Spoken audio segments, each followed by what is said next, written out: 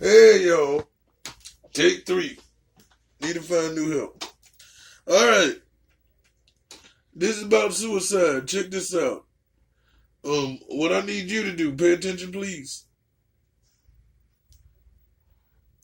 I need you to, one, call the suicide hotline and figure out how I get a job there.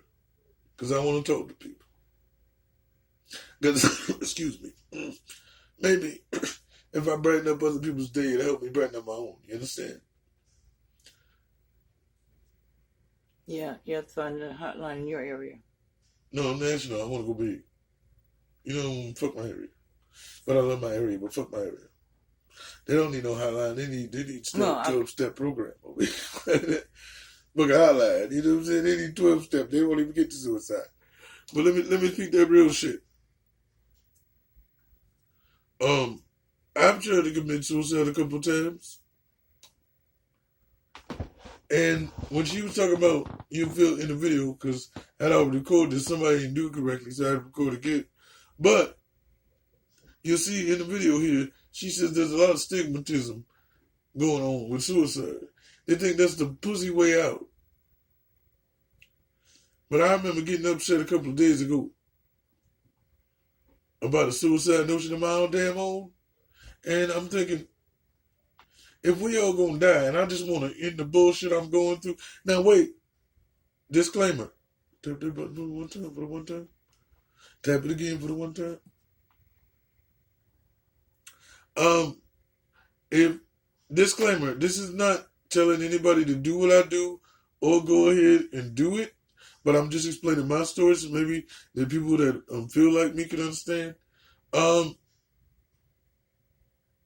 But that's another reason too. A lot of it, they say, well, you gotta understand that you're not alone. I kind of know that. That's not the point. They always say, oh, you're not alone. Other people feel like you. But listen, if everybody in the same boat, why the fuck we don't float? That's why I'll never agree with that shit sometimes. If you hungry and I'm hungry and we get together and get food, I understand it.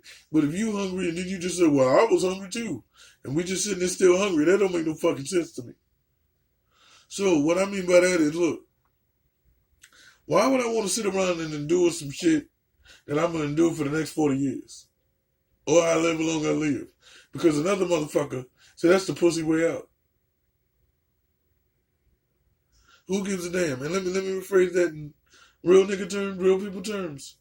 That is the cowardice way of dealing with your problems. Instead of standing up, dealing with the bullshit, and let it happen to you over and over again, and hope for change. Because everybody says, oh, it will get better. There's a light at the end of the tunnel. But sometimes I didn't even do that. Sometimes it ain't. You know, everything ain't like a movie. Like, for example, in my life, T's not gonna come back run through the door like Steve did on Fuller House. It's not gonna happen that way after 20 years. I pray to God that it would, but most time it don't happen. It's not TV. Can you tap that button for the one time? If all I need you to do is look at that, tap that button for the one time, can we get that done, please? Thank you. It may not happen. And I don't mean to be the bearer of bad news or the witch with the bitch, but sometimes in their terms, not your own, things are not going to get all of a sudden better. You know what I'm saying? Yeah. It don't necessarily mean, oh, this is going to end. And like me, I need some friends. I would like a girlfriend. I would like people that want to go places with me and not just take me as like, oh, they're my PCAs or my nurse or something like that. You know how many bitches I ran up on? It's for real, nigga. Sorry about the vernacular. How many women I tried to be with, and they be like, and I be with my boy or something, my homie, my dog blood. You know what I'm saying? Run up on them, and they be like, oh, is that your nurse? How long has he been helping you? Nigga, I run this shit. Wasn't nobody helping me do a goddamn thing. It's just how they perceive things, right? And a lot of people, I don't want to end my life. I go to hell No. Why, and listen to me, Christians, why the fuck would you go to hell for not wanting to be tormented no more? Talk to me, and so. I don't know. I don't think they go to hell because you have very small children who are doing that. No, but it don't matter. What I'm saying is, why would you go to hell for not wanting to be bullied or not wanting to be when you're homeless or something? Why would you go to hell because of that? They think because you got this body that is so fucking great, right? If it was so fucking great and Jesus and our sins and all that crap, why the fuck their bodies don't work right? Why they don't give you good 60, 80 years of fun? Where you got a good body, where you can run and jump and run up things. Nigga, I ain't even 34, I feel like I'm 70. And the first thing you do if you look up CP, oh, it doesn't hurt. It's not, fucked it. Shit's painful. Mentally, emotionally, and physically, it's just painful. And I need to do a fucking video on cerebral palsy too. They full of shit. And this has something to do with the suicide video because if you got a damn condition or disability like I have, that can make you want to end it too. But it is not the coward's way out. It's only, everything is situational. And people want to group everything together. You know what I'm saying? Like if you can't breathe, you ain't got COPD, you just got asthma. Everybody want to put them in there the same boat. No, nigga. Some of the shit is cowardice and then other shit is not, right? Yes. Like, let me give you an example. Sometimes it takes a very strong person to do that. Especially... can I say, nigga, remember when I was on Facebook and I was talking to the little girl, she was about 11, 12, 13, and we was conversing, and she jumped off the fence into the tractor blade. On live, y'all. And that's facts. Yeah, that's facts. That's real shit. She was a bad bitch. You know what I'm saying? Wasn't no coward in that, right? Uh-uh. Now let me explain. What is a coward? Let me explain it. You know? Explain it to him. What is the coward's way out? Take too long. When you shoot up your whole family and then shoot yourself at the end. That's being a bitch, nigga. You supposed to go to jail and get fucked in the butt. Excuse my language. Right? Yep. Thank you. So if I'm getting tormented at school, no matter what age I'm in, I could be in college, right? If I'm getting tormented at work, if I'm getting tormented by my own self, and I decide to take my life, that is not a bad thing at all. It is only a bad thing because somebody needs you. The world needs you to further everything that's going on. We need other people's energies. We need breaths. We need emotions. We need their heartbeats to keep the rhythm and the melody of the world going in the circle. That was deep. I got another deep one for you. Well, drop it on them. Shit. Don't hold it. Don't hold it. Well, I tried to give it to you at the time when you said it. When Sorry. they say, you're not alone, Mm-hmm. if that person ain't with me, I am still alone. Facts. And I am going through this alone. You know what I'm saying? I might, but they don't break it down. You always say, you're not alone. Somebody else is going through this. Yeah, but they're alone going through it too. But if they're not here with me, and nobody is here with me, I'm here and they're in another state, I am going through this alone. Really? Let me talk to my drug addicts one time for the one time. Tap that for the one time. Tap that for the one time. Thank you. And watch my minutes. What the hell are you doing? Don't tap down there. Tap like right here. Not right there. That's the play button. Like right That in this wasn't the play place. button. Right in this. Okay. Them long ass Babs ratchetness you got growing there. Shit. Can't do nothing. Damn finger like 3 miles away from the nail and you just a tapping. Click, click, click, click, click. Side note, that was funny, y'all. Don't mean to get off subject. Alright, let me talk to my drug addicts. One time for the one time. How'd you do it? Come on, quick. I stopped. No, but see that's not gonna work. But that's what I'm trying to tell you. Talk to the people. You have to have a very strong mind But no, to do it that way. Most drug addicts do not have a strong mind, and they wouldn't be drug addicts. Yeah, they would be. No, everybody's a drug addict of some kind. But what I'm saying is, you don't have a strong mind because why would you want to go and do those kind of things? You could be able to do the drug normally, just like smoking cigarettes. You don't see nobody. I suck your dick for a Newport. Don't nobody say that shit. You see what I'm saying? Like, if they had stronger minds, they would be able to do the thing. Now, But sometimes they get caught up in things, whether they have a strong mind or not. Then it takes a strong mind to overcome that if you go that way. exactly. But what I was hitting at is how you stopped, and then I can't stop because I don't have those reasons. Then too, you don't have the metabolism I have either. Okay, Metabolism? Okay, Nigga, you skinny as shit. What they got to do with it? Yeah, because that was mostly a mind thing. That was. Can you tap that for the one time?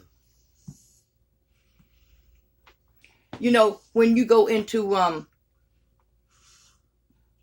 rehab, basically you are cold turkey in it. I'm not saying for the ones that got the other ones. Okay, like there are a whole lot of people that are on the methadone program. Yeah. They just and Suboxones. Yeah, and they just replaced. But everything is a replacement. Just like my nigga Eminem. Shout out to Marshall Mathers. He'll sign me, nigga. I'm over here. His livers and kidney, his liver and kidneys country, right? If they got an S on it. His livers and kidneys, they shut down and he almost died on us. Thanks Satan he didn't die. It's my nigga. It's gonna keep too, by the way. Everything shut down on him. What did he replace it with? Exercise. The nigga used to run on his treadmill for 5 to 6 hours. And okay, I understand the treadmill is cool as shit. Cause he was running through woods. You know, he be running through all that shit on your treadmill. Treadmill cool as shit. But nigga, sometimes you gotta sip some water, drink something, go write a song, fucking bitch, do something. Can't just be running, nigga. And then you running in place, nigga. Just running in place. So what he was doing was replacing that with all them good drugs he was doing. But see, the thing about it is sometimes when people do that, they tend to overdo. Well, that's what it, but remember, yeah. addicts in the first place, it was overdoing the drug, then you replace it, you gotta overdo it to keep it up there. Okay. I mean, that's just me personally. I'm not talking about Marshall Mathers. But that's what he did, actually, you know what I'm saying? Yeah. But me, one day I will get off drugs and make a video about it. But, it's weird, man. Don't, I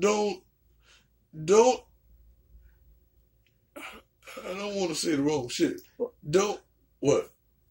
It's hard No, for somebody that, in a sense, is living in the dark, for you to tell them to go into the light. Oh, Lord. Why'd you take us there? Ease us on back. Okay, it's hard for you to tell somebody that is so depressed today and say somebody that say that is so depressed today that tomorrow it's going to be better.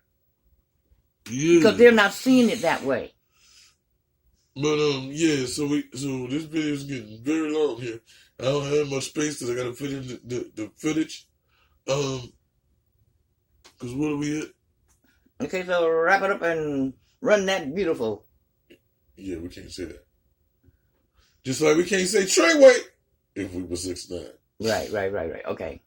No, what I was saying was, okay, fuck it, I'm gonna just say I don't give a shit. But don't take it the wrong way, people. Don't be scared to do what you want to do because of something somebody else said. But don't okay, let me say it to you and then you say it to them. You know how, don't be scared to commit suicide, but don't do it. You get what I mean? Yeah. Like, if that's your... Damn, it's hard to say this shit, but I want to be a real bitch about it. So, like, don't if you going through something that you can't take, don't suffer for the wrong reasons. That's basically what I'm trying to say. And before you take that as your only way out, try and find other ways out. Like he said, seek help, to talk to anybody, somebody, and try everything that you possibly can so that we don't have to consider that. But if you and don't suffer in silence. A lot of times, yes. A lot of times they are suffering within themselves. They don't tell anybody anything, and sometimes people don't even because of all these stigmas. Just like I was telling about my brother. Every time I go through something, go, oh, that's pussy. Don't do that. That's pussy. Don't do that. What you mean? How you gonna tell me that, nigga? I can't take this, and you telling me that I'm soft or I'm a coward or I'm something like that is gonna even push me further to where I'm going. And what that does is that add on more sadness and more depression, because now someone has told you what you're doing is wrong. And you ain't strong. So therefore, you now you take on that as a load also, because now you may be feeling guilty because of the way that you feel, and don't let anybody make you feel guilty. Talk to someone, get it out. Don't keep it inside, because a lot of times that what hurts you the most is keeping it inside, and then you get so much inside that you don't know what to do, and you don't think there's another way out, and there may be. And I'm gonna end it on this one right here. Shit. Damn, this is really a whole subject without writing the script, cause you know what I mean. Because a lot of people take things the wrong way, but I got it.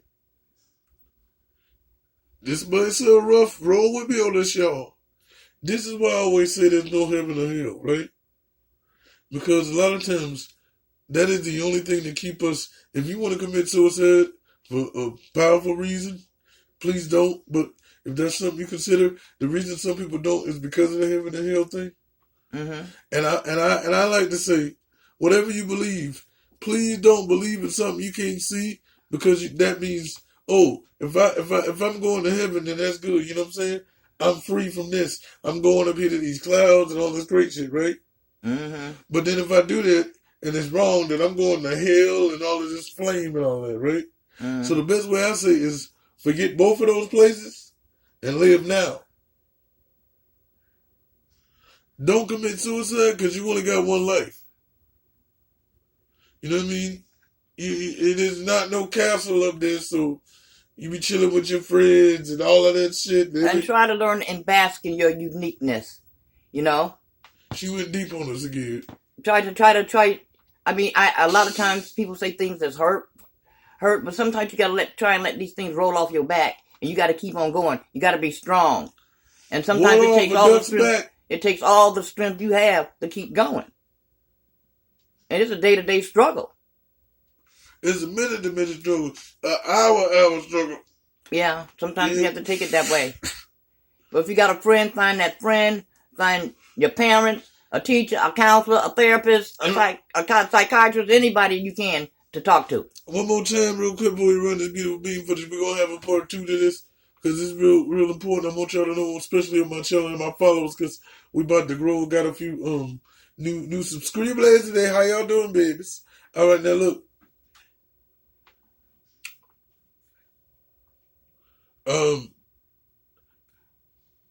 I like to say, it's called meditation. It's called minute meditation. Look, you take 5 to 10 minutes and think about what got you to the point. Before all this happened, go back there. Go back there. You know, when I get real depressed and I want to end it all, I turn on Moonwalker and watch those steps that I saw that made me turn into a musician. And just hold on for a few more minutes. Just hold on for a few more minutes. And then once you make those few minutes, hold on for a few more. Our kids are facing pressures like never before, and it's taking a serious toll. Youth suicide rates are on the rise in the U.S., now the second leading cause of death for people as young as 10.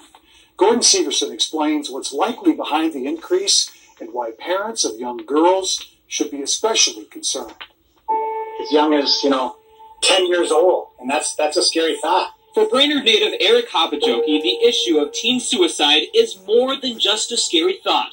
It's real. We had known he'd been struggling, with some depression. Last year, his 16-year-old son Jake took his own life, a hurt he still feels to this day. How often do you think about Jake? Probably 10 times an hour. But even he was surprised to hear kids much younger than Jake are dealing with the same problems he was. This is real. This isn't just, hey, buck up, buttercup, the way it would have been years ago. This is a serious deal. A new study published in the Journal of Pediatrics shows over the last 20 years, 1.6 million kids aged 10 to 24 called poison control centers after attempting suicide, using prescription pills, street drugs, and other household poisons to take their own lives. The first 10 years, 2000 to 2010, suicide attempts were relatively flat according to the study, but in 2011, they went up in every age group, especially in girls aged 10 to 12, with a frightening 338% increase in attempted suicide. The rate at which it is increasing in the younger ages.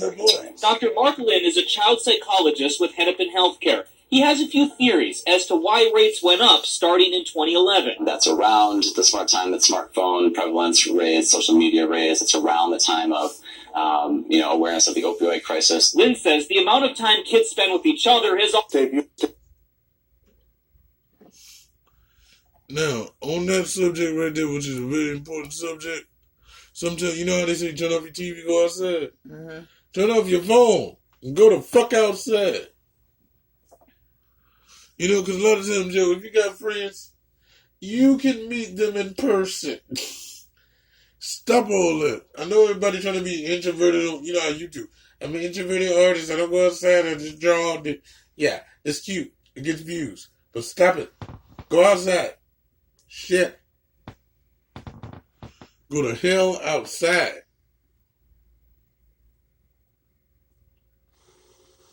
Hi, I'm Jane O'Donnell. Stress can add to pressures in middle and low-income American families. Experts in the field say there are almost some grim numbers. Suicide is the 10th leading cause of death in the United States. In 2016 alone, nearly 45,000 Americans died by suicide. CNN announced today that Bourdain, who took viewers to locations around the world in the show, died at the age of 61. Spade, whose handbags and accessories made her a business mogul and a fashion icon, died Tuesday at the age of 55. The Centers for Disease Control and Prevention's latest report found suicide rates have increased in nearly every state in America since 2000. In half of all states, the rate rose more than 25%, and some of the largest increases were in the mountain states and the Midwest. That includes rural areas where incomes can be stagnant, poverty can be high, and where financial stress can add to pressures in middle and low-income American families. Experts in the field say there are almost always multiple causes of suicide. And in fact, the CDC reported this week that 54% of people who died by suicide over the last 2 decades did not have a known mental health condition. Some insight now about risks, treatment, and the scope of the problem. Dr. Lisa Gold has spent her career trying to prevent suicide with proper treatment and interventions. She's a clinical professor of psychiatry at Georgetown University School of Medicine. Dr. Gold, welcome to the NewsHour. Thank you for having me. Let me ask you, these numbers now are so striking, 45,000 suicides last year alone. Just from a public health perspective, what do we know about why this is happening? Well, I don't think we really have a very good handle on why the numbers are going up, but it's clear that they are going up. And out of the top 10 causes of death in the United States, leading cause of suicide is number 10. It's one of 3 in the top 10 that's actually going up instead of going down.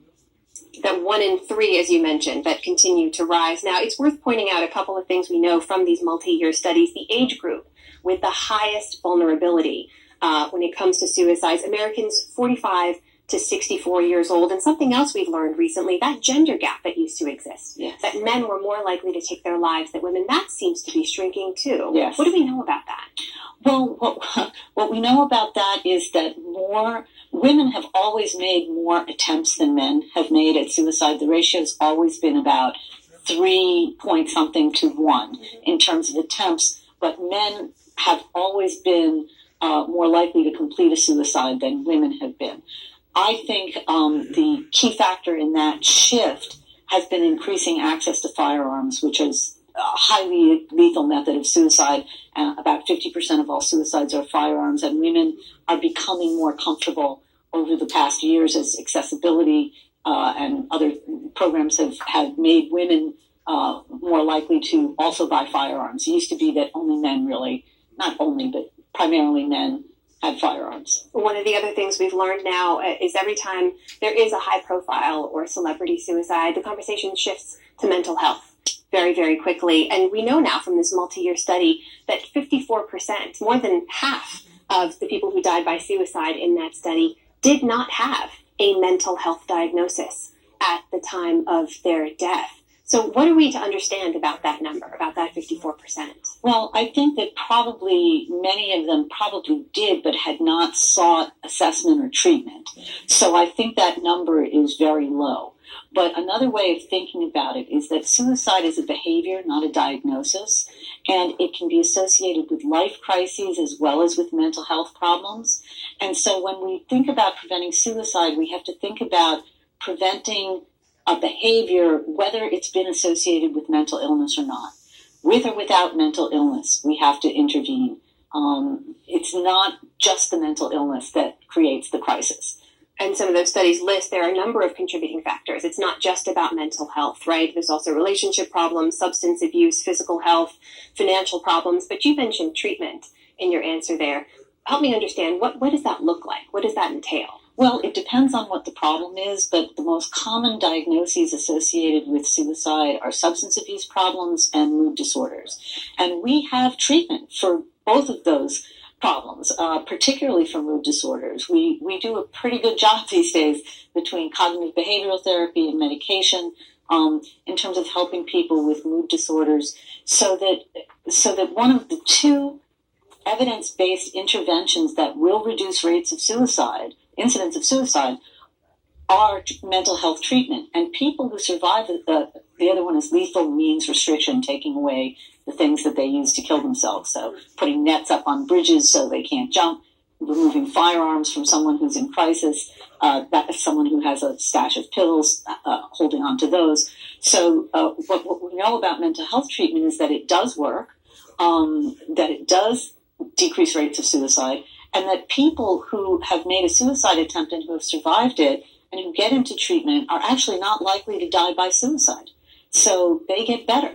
And it's unfortunate that there's so much stigma attached, both to mental health diagnoses and treatment and to suicide, still considered a very shameful thing in many places. Many people don't want to talk about it, don't want to acknowledge a family member who's committed suicide, etc. So, in order to get to treatment, you have to, A, increase the mental health resources upstream as far as possible, and B, you have to destigmatize seeking treatment and receiving treatment. For people who are worried about a loved one or someone that they may know, what are they looking for?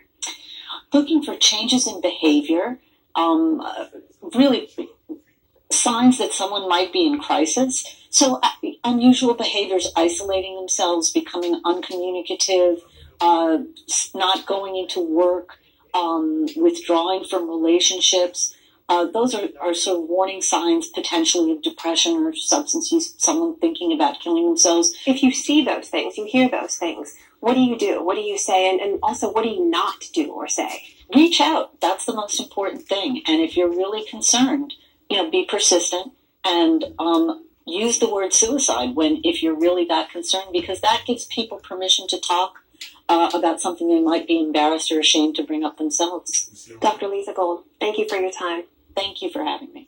Before we go, for anyone out there who needs help or knows someone who needs help, it is available to you 24/7 for free. Call the National Suicide Prevention Lifeline at 1-800-273-TALK. That is 1-800-273-8255. Or text HOME to 741-741. Or visit suicidepreventionlifeline.org.